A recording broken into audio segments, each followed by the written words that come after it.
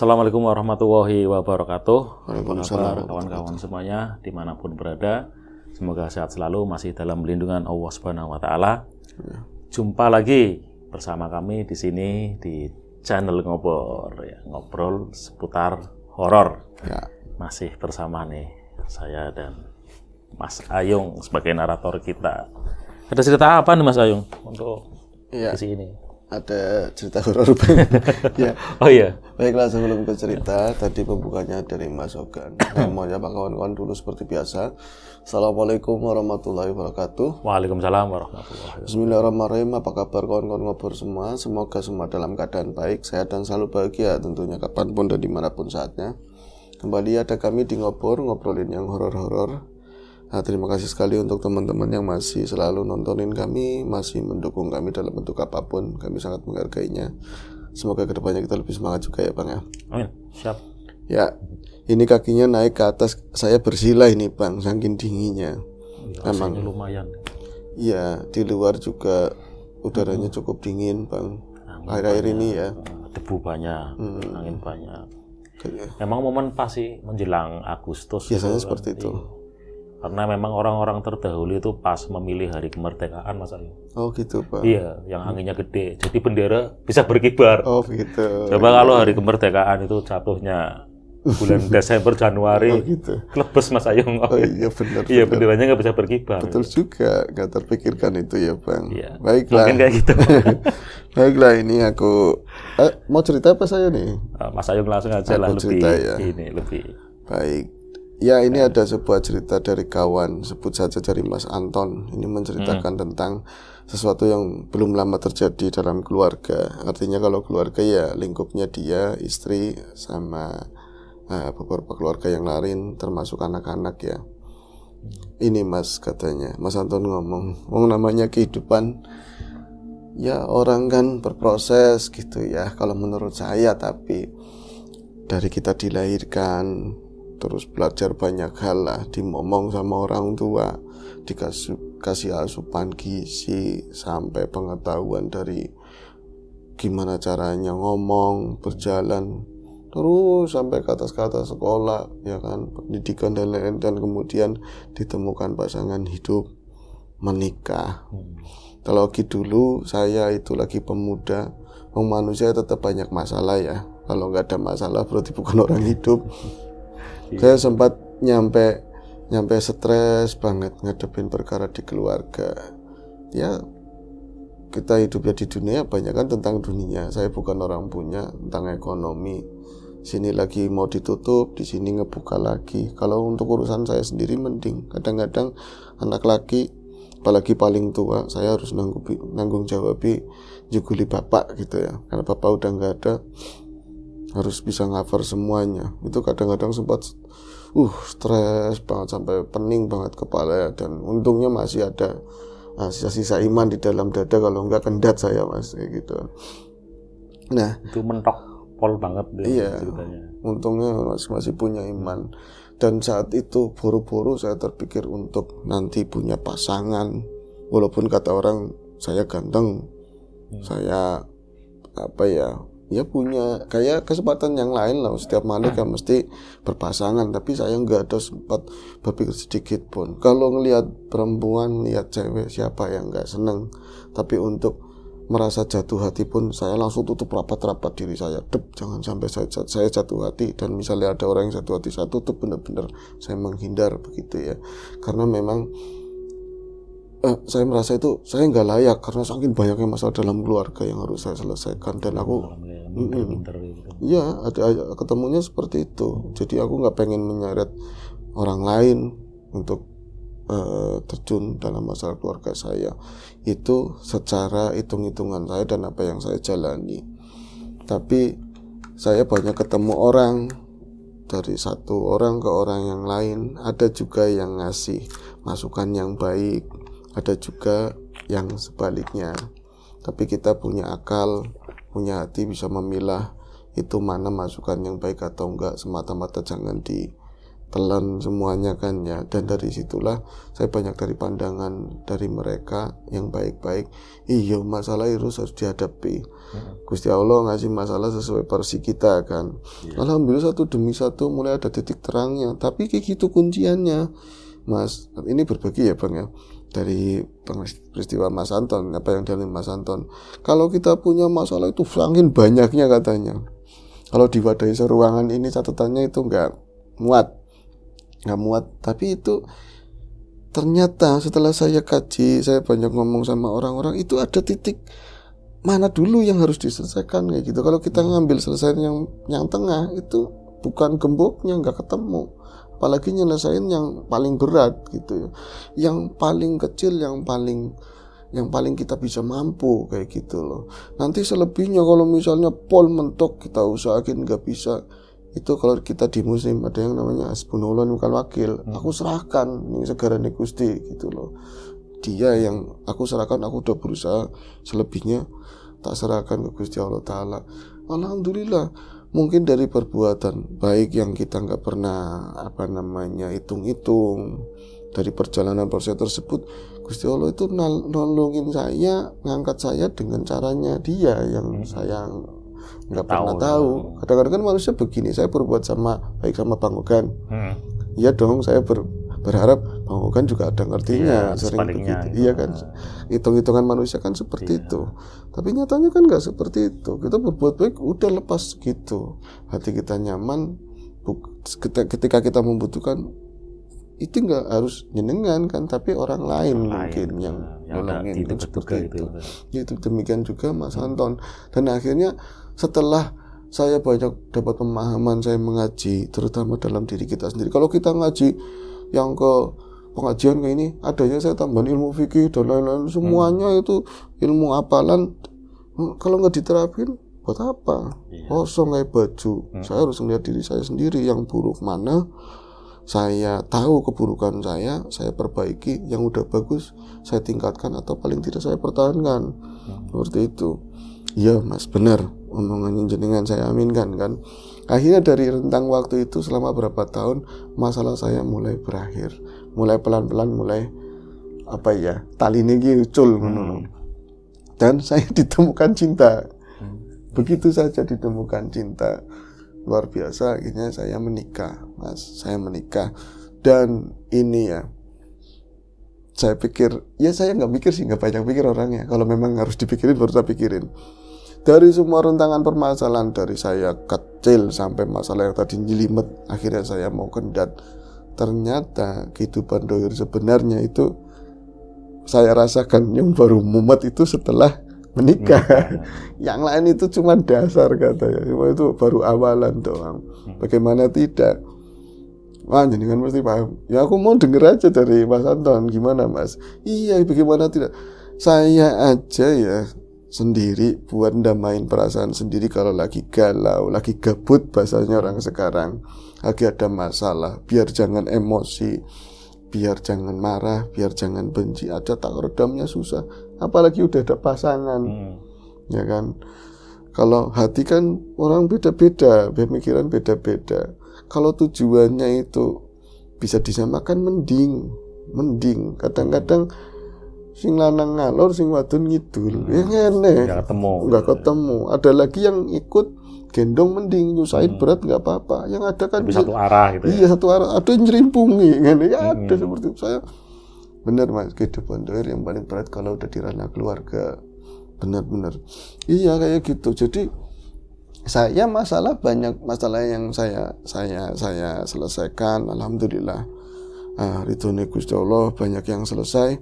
Tapi ya dengan setelah itu juga ada masalah-masalah yang lain. Tapi karena saya bisa menyelesaikan titiannya satu demi satu, insya Allah dengan benar.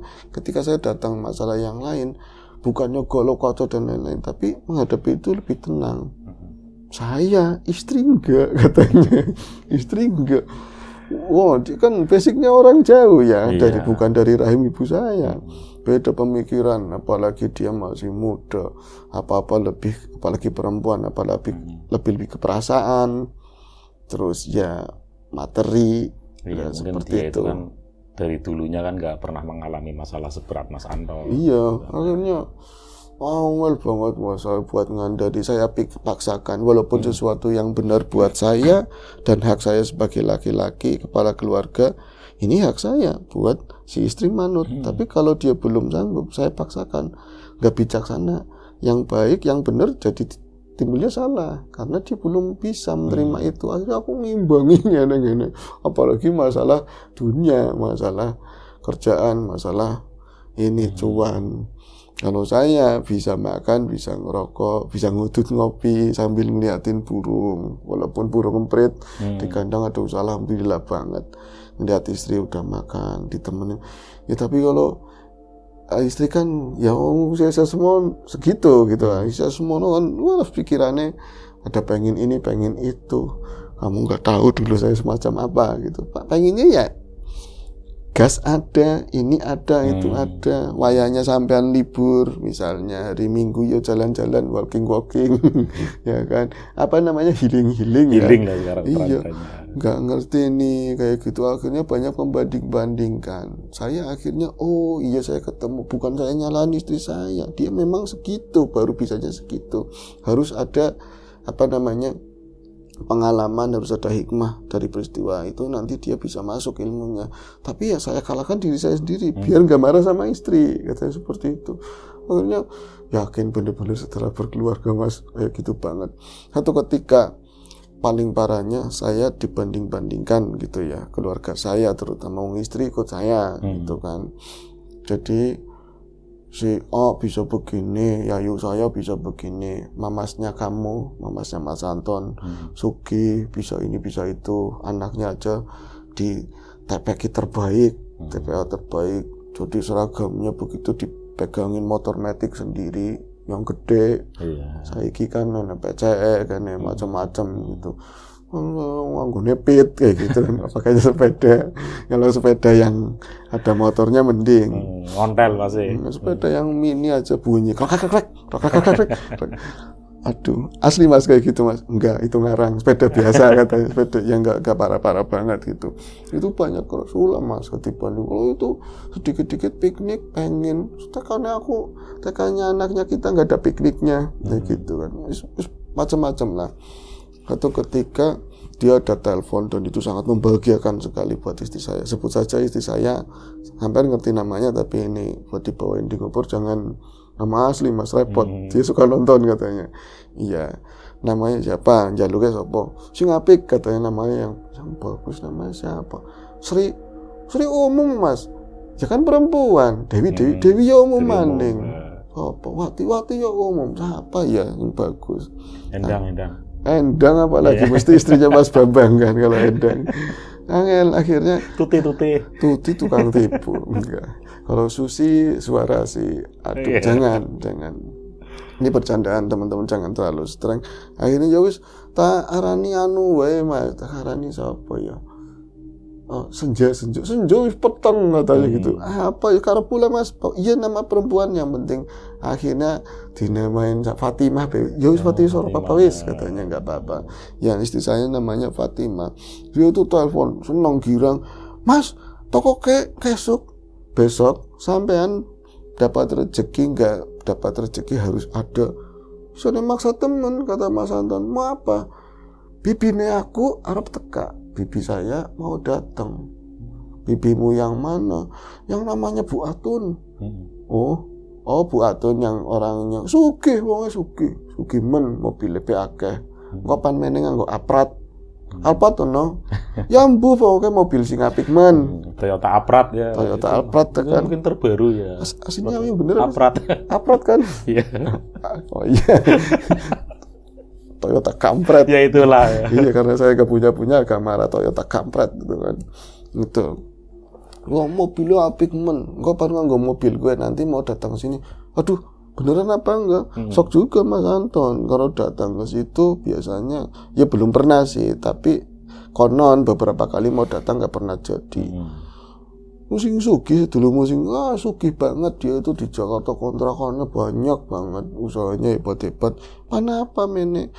Ya ada perlu ke saya ke sini nanti kan pecingannya akeh, nanti apa segala macam, namanya perempuan kayak gitu. Akhirnya hari yang nggak sama sekali nggak saya tunggu, kata Mas Anton, akhirnya tiba. Nggak ditunggu Bang, karena sosok menakutkan itu, lebih iya, horor itu ya. lebih horor karena memang aduh, imbasnya istri saya ini bisa membanding-bandingkan dan lain-lain. Tapi juga saya nggak berani menjustifikasi istri saya seperti itu karena banyak peristiwa juga yang dia harus belajar kan.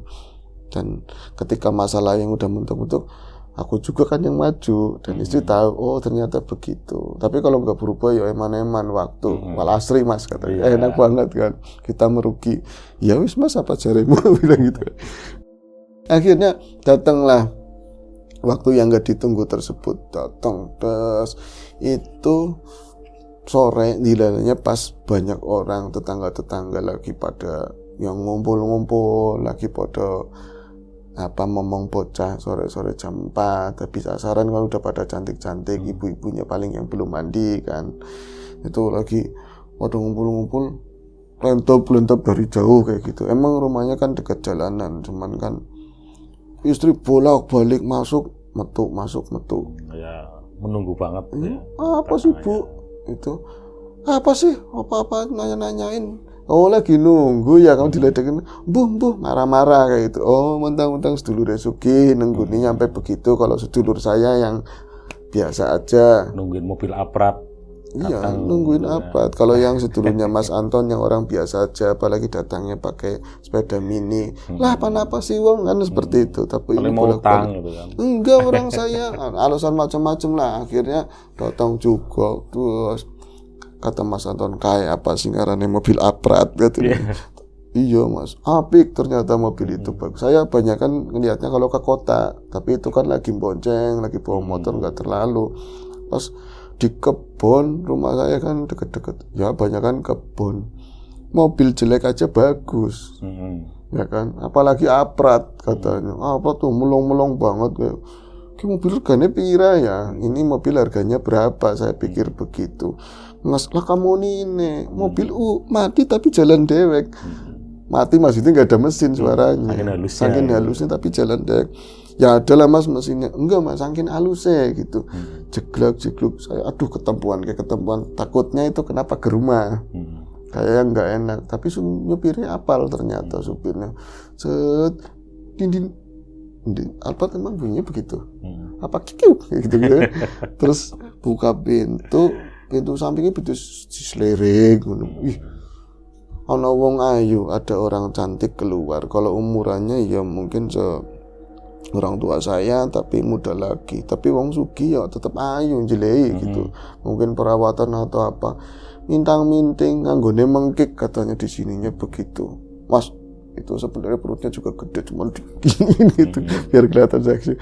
Mas Ayung bercanda mulu. Enggak Mas, asli ayu nemen. Bahkan saya kalau ngeliat istri aja, Ayung kan ayu kayak gitu kan, ayu banget. Itu ternyata baru rewange, yang cantik aja baru rewange, pembantunya lah yang ngebawain macem-macem. Ya, Bu, monggo Bu, sudah katanya sudah. Ya udah diambilin semua lah barang-barangnya. Istri udah hilang-hilang bangga banget itu kan, keluarga yang lain kan tetangga-tetangga ngelihat sedulurku sugih banget ini, mobil aja aprat gitu kan. Akhirnya waktu itu turun, lu ayu maning lebih cantik lagi, udah tua berumur segitu tapi mungkin perawatan segala macam minting itu keluar kayak kayak sintren gitu ngomongnya kan, dik. Tadi namanya siapa ya? Si cewek tadi. Enggak, bukan. Itu Ibu Atun, istrinya Mas Anton, nama samaran. Fatimah. Pat, kigawa gitu loh. Ini oleh-olehnya yang itu mola apa tulisannya, itu mungkin buat anak saya. Syukur-syukur saya ada Mas jatahnya. Udut kayak apa kayak gitu. Cepat gawa itu yang dicangking ada di dalam belakang. Emang oleh-olehnya dapat banyak banget sana. Pas udah turun udah deket sama pelataran saya, itu tetanggamu kayak gini semua, itu mobil apa bukan, apa wong ayu banget gitu ya, wong desa kan lihat seperti itu. Tapi yang nyinyir juga ada, Pat kayak gelari ya karpete gitu kan, ada wong sugi teka, ada yang seperti itu ada. Sama kita pura-pura nggak dengar, istri saya udah dalam kebahagiaannya. Moga-moga dia nggak sombong sama saudara sama tetangga gitu loh, karena punya saudara kaya. Nah beli baru mau naik ke rumah kan, lataran ada naik begitu ya, rada tinggi. Rumahnya sih kayak Kievat, rumahnya masih seperti ini. Rumahnya kok masih seperti ini ya, belum ganti katanya. Kata biasa tapi dalam banget itu. Dalam kata Mas Anton, masuk rumah itu bangsat. Ngomong apa jangan, kalau enggak, enggak enak saya mau ngomong apa, saya cuma bisa diem. Yang tadi nyedot rokok enggak enak itu tak sedot biasanya dikit dalam, tak sembuhin kalau bisa nyampe ke Ibu Atun itu. Gini. Iya itu gembreget banget saya. Ya, terus masuklah ke dalam, dipersilakan masuk. Saya nggak tahu istri belanja apa, ternyata 200.000 teng. Itu buat belanja tetek bengi buat nyambut Ibu Atun. Tekane malas menit dong, 15 menit padahal 15 menit. Dan ternyata setelah bla bla bla bla adanya apa, kenyinyiran belaga lah yang didapat. Jika kebanyakan daripada yang ngomongan yang perlu, ternyata dia ada perlu. Di daerah kami, di daerah sana itu ada hubungannya sama klinik. Ada hubungannya sama klinik. Kayak orang itu harus ngecas entah ke mbah, ke tempat tertentu lah seperti itu. Tapi ceritanya sama itu. Saya nggak ikut-ikutan. Saya ngobrol sama supir. Supir aja ada nyebelin supirnya. Padahal supir loh katanya. Padahal supir. Saya hari itu nggak enak pokoknya, nggak nyaman. Nah itu di dalam cuman sebentar dan banyakan ya kayak gitu, ngomong sama istri bahwa intinya kamu kok nggak sugih-sugih gitu loh. Ayo kalau mau sugih, mau kaya ikut saya, ayo loh ikut saya ndo. Kalau mau sugih ikut bude, ikut sama bibi. Kalau sugih mau kaya, mau penak uripe, ikut kayak bibi. Nah kayak itu mas, lah itu yang saya mau cerita sama jenengan. Kayak itu maksudnya ikut dalam kancah ritualnya apanya yang seperti bibi lakukan dulu sampai dia jadi orang, bahasanya seperti itu. Akhirnya kan loh, ini boleh lebih spesifik lagi Mas Anton ceritanya. Iya, akhirnya ditolak sama istri saya, tetap dia nggak mau katanya mumpung ini bulan bagus waktunya iki suro katanya kayak gitu. Ditolak tetap sama istri saya. Dan itu saya semua hal yang tentang istri gitu ya, saya banyak kecewa, tapi saya bisa nutup karena istri masih muda, pengalamannya belum banyak. Tapi hari itu saya bangga setelah menikah 1-2 tahun. Saya itu baru benar-benar bangga hari itu sama istri saya. Dia berani ngambil sikap dan tegas, meskipun pertama awalnya itu benar-benar kayak pengen kayak bibinya, pengen diberi segala hal lah kayak gitu. Dan yang dioleh-olehin ya memang jajan bocah sama oleh-oleh buat istri. Dan itu istri tegas bahwa saya nggak mau ikut kayak bibi, saya mendingan. Dan itu saya dengar ketika pura-pura saya mau nguping, tapi pura-pura saya mau ngambil aspak di dalam, padahal di luar itu aspak semua. Ya kan, aspak kan buat di dalam rumah, di luar itu pelataran aspak semua, bumi aspaknya. Saya pura-pura ngambil aspak, itu saya dengar pokoknya mau bi sampai kapanpun saya kalau mau caranya kayak gitu saya enggak, walaupun melarat seumur-umur nggak apa-apa, saya nggak apa-apa ya mas. Mbuh katanya, saya nggak dengar apa-apa katanya. Gue dilarui bojone, itu istrinya diomongin biar mau katanya seperti itu. Aku udah curiga nggak enak dari istri saya, langsung nyungut mukanya, murung, dia kayak menyimpan amarah yang gede banget. Itu bibinya udah belum pulang, dan mungkin niatnya lama. Setelah mungkin ada penolakan, bibinya itu pulang. Bibinya pulang dan warga ngeliat orang cantik, orang sugih kayak gitu, sopan-sopan banget.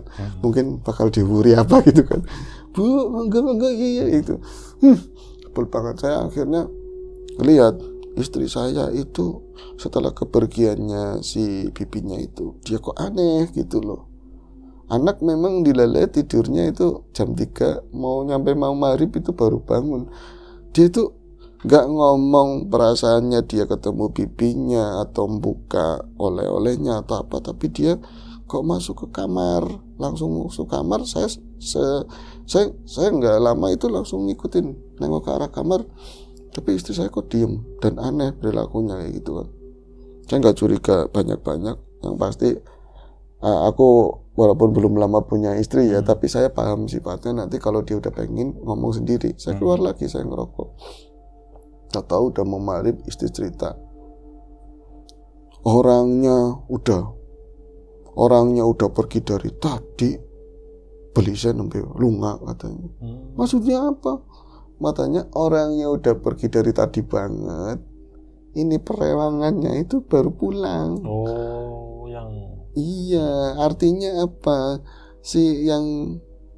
Yang nempel di Ibu Atun lah, gampangannya.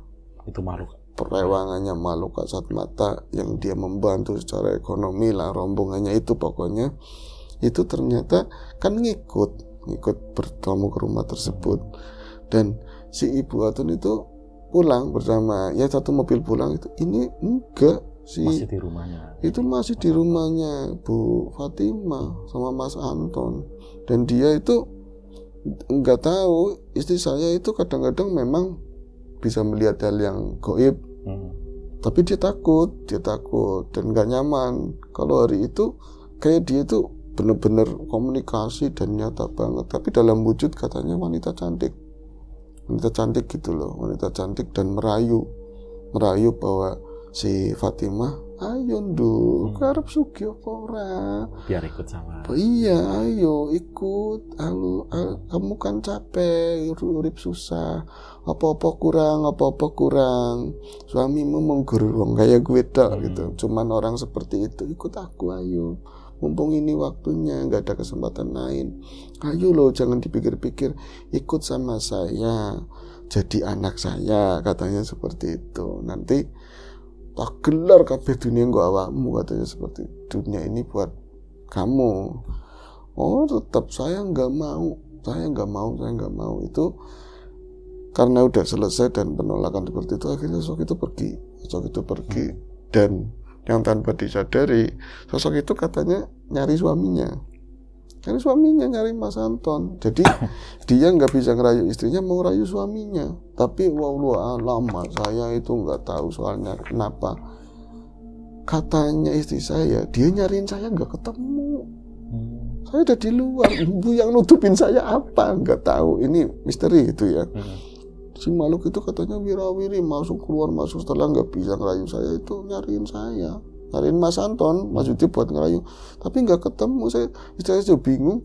Nah itu Pak, tadi itu makhluk itu wirawiri masuk keluar itu nyariin sampean, tapi katanya nggak bisa ngelihat, katanya siapa ditutupi apa sih, nggak tahu, emang kudu selamat kan, katanya seperti itu. Akhirnya dari peristiwa tersebut saya bangganya luar biasa, ya kan, manusia ada proses belajarnya. Kekurangan dari istri seperti saya kurang dulu, waktu dulu lagi saya memahami tentang masalah kehidupan, saya belajar berproses.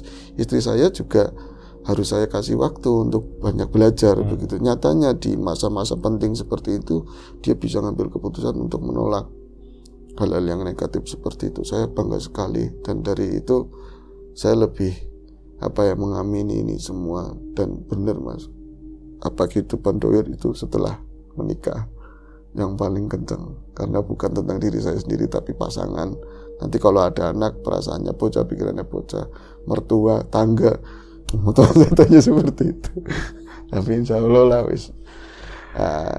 Itu aja sih Bang ceritanya. Udah waktunya. Ya cukup. Ya itu saja persembahan ngobrol kali ini. Ya, sampai jumpa di ngobrol selanjutnya, mungkin masih sama saya atau sama Mas Riam Biru. Semoga bisa menghibur kita semua. Dan saya akhiri, wassalamualaikum warahmatullahi wabarakatuh.